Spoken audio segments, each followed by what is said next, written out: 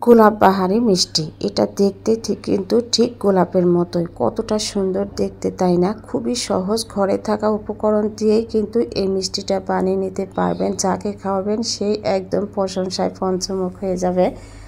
তো একটা ভেঙে আপনাদের সাথে শেয়ার করছি যে এর ভিতরটা কেমন। খেতে অসম্ভব মজা, আর কোনো রকমের কেমিক্যাল রং ছাড়াই কিন্তু আমি এই মিষ্টিটা বানিয়েছি, সেটাই শেয়ার করছি। তো এখানে আমি কিছু উপকরণ কিন্তু আগেই নিয়েছি আমি টক ফল, বাদাম, তারপরে বাটার, চিনি আর অল্প একটু লবণ। তো আস্তে আস্তে আমরা এগুলো কখন কিভাবে অ্যাড করব সেটা দেখার জন্য সাথেই থাকবেন, ভিডিওটা স্কিপ করবেন না, তাহলে হয়তো গুরুত্বপূর্ণ কোনো বিষয় আপনি বুঝতে পারবেন না। পরের রেসিপি বানালে বলবেন যে আপু আমারটা হলো না কেন।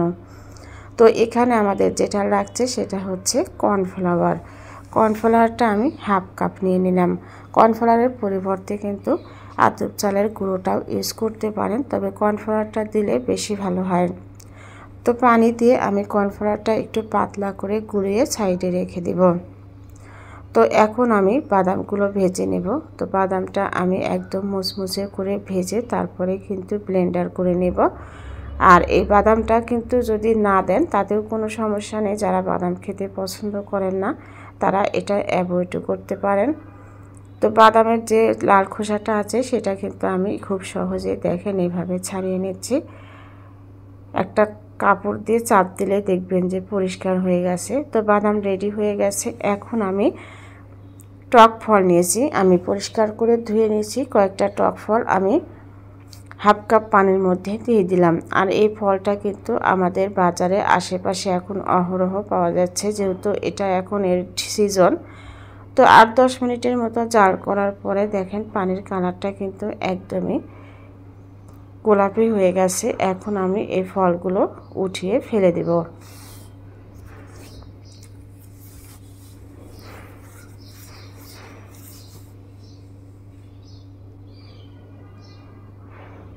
তো এর মধ্যে আমি দিয়ে দেব হচ্ছে হাফ কাপ চিনি। চিনির পরিমাণটা আপনারা কম বেশি করে দিতে পারবেন, তবে হাফ কাপ চিনি এর মধ্যে পারফেক্ট। তো হাফ কাপ চিনি আমি এর মধ্যে দিয়ে দিলাম। দিয়ে আমি একটু চিনিটা ভালো করে যখন মেল্ট হয়ে যাবে তখন আমি এর মধ্যে অ্যাড করবে হচ্ছে সেই কর্নফ্লাওয়ারের মিশ্রণটা। অল্প অল্প করে দিব আর এভাবে নাড়তে থাকবো, অনবরত নাড়তে থাকবো, অল্প অল্প করে দিব আর নাড়তে থাকবো। তো এভাবে কিন্তু কাজটা করবেন, না হলে কিন্তু দলা পেকে যাবে।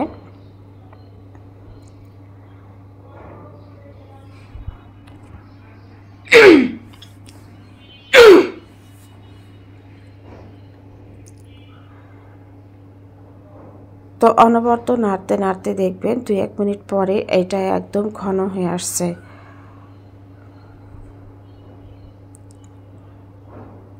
এটা কিন্তু এই যে আঠালো হয়ে আসছে আস্তে আস্তে। তো অনবরত নাড়তেই থাকবেন। আর এখানে আমি দিয়ে দিলাম হচ্ছে 1 চিমটির মতো লবণ, আর বাটার দিয়ে দিলাম 1 টেবিল চামচের মতো। যদি বাটারটা না থাকে তাহলে কিন্তু ঘিও দিতে পারেন, তাহলে এটা খেতে অনেক বেশি ভালো হয়। তো দেখতে পাচ্ছেন যে এটা আমার কিন্তু রেডি হয়ে গেছে। তারপরও আমি একটু ভালো করে মিশিয়ে নিচ্ছি যেন কোনো লাম্পস না থাকে। তো এখানে আমি একটা র্যাপিং পেপার নিয়ে নিব, নিয়ে এর মধ্যে ঢেলে দিব। তো গরম অবস্থাতেই কিন্তু এই কাজটা করতে হবে, আবার এমন করেন না যে হাতটাই পুড়ে গেছে, এটা কিন্তু করা যাবে না। তো দেখতে পাচ্ছেন যে এখানে আমি নিয়ে একদম পরিষ্কার হাতে এটা ভালো করে একটু মুছে নিব। তো আমার ভিডিওটা যদি ভালো লাগে তাহলে আপনারা শেয়ার করে দিবেন, কারণ লাইক কমেন্ট শেয়ার করলে আমরা অন্য কোনো রেসিপি বা ভিডিও বানানোর উৎসাহ পাই। আর যারা আমার চ্যানেলটা এখনও সাবস্ক্রাইব করেন নাই, চ্যানেলটা সাবস্ক্রাইব করে সাথেই থাকবেন। আর যারা সাবস্ক্রাইব করে আগেই করেছেন তাদেরকে অসংখ্য অসংখ্য ধন্যবাদ। তো সাথে থাকবেন, ভালো লাগা ভালোবাসা হয়ে যাবে অটোমেটিক। তো দেখতে পাচ্ছেন যে আমি এটা ভালো করে মুছে নিলাম। তারপরে আমি একটা রোল আকারে এটা বানিয়ে নেব। তো এভাবে আমি একটুখানি মুড়িয়ে সাইডে রেখে দিলাম।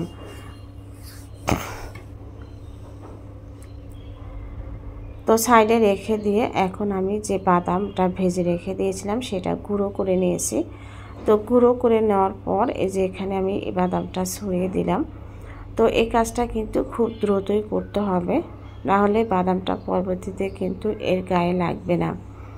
তো এইটা আমি বাদামটা ছড়িয়ে নেওয়ার পরে এখন আমি চেষ্টা করবেন বাদামটা আগে থেকে রেডি করে রেখে দেওয়ার, তাহলে কাজটা করতে বেশি সুবিধা হয়। তো এভাবে আমি ভালো করে গড়িয়ে নিব। গড়িয়ে নিয়ে আবার এই পেপারের মধ্যে মুড়িয়ে নর্মাল ফ্রিজে রেখে দেব। 20 মিনিটের মতো আমি রেখে দিয়েছিলাম। তো 20 মিনিট পরে আমি কিন্তু এটা বের করে নিয়েছি।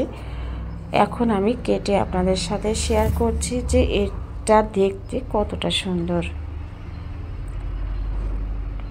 খুব সহজেই কিন্তু এই মিষ্টিটা বানিয়ে নিতে পারবেন। যেহেতু বিয়ার সিজন, গায়ে হলুদের অনুষ্ঠান অথবা বিয়েতে এটা কিন্তু দিতে পারেন। আর এমনিতেও আত্মীয় স্বজন আসলে এই পিঠাগুলো বানিয়ে দিলে আপনার প্রশংসায় পঞ্চমুখ হয়ে যাবে। এটা খেতে সত্যিই বলছি অনেক বেশি মজা। আমার বাচ্চারা তো অনেক বেশি খুশি, বলছিল যে আম্মু খেতে সত্যি অনেক বেশি মজা।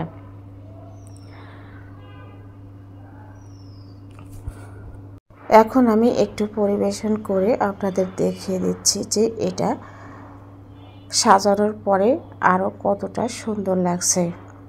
তো রেসিপিটা একবার হলেও ট্রাই করবেন। ট্রাই না করলে বুঝতে পারবেন না যে এটা খেতে কতটা সুস্বাদু হয়। তো বানিয়ে নেওয়ার পর আমাকে কমেন্ট সেকশনে জানাবেন খেতে কেমন হয়েছিল। আর আমার রেসিপিগুলো যদি ভালো লাগে তাহলে অল বাটনটা ক্লিক করে রাখবেন, সবার আগে নোটিফিকেশানটা আপনার কাছে চলে যাবে। তো আমি একটু পেস্তা বাদাম দিয়ে একটু পরিবেশন করে সাজিয়ে নিলাম, তাহলে দেখতে একটু বেশি ভালো লাগবে। তো একটা ভেঙে শেয়ার করছি এর ভিতরটা কেমন। তবে খেতে বেশ মজা। ধন্যবাদ এতক্ষণ সাথেই থাকার জন্য।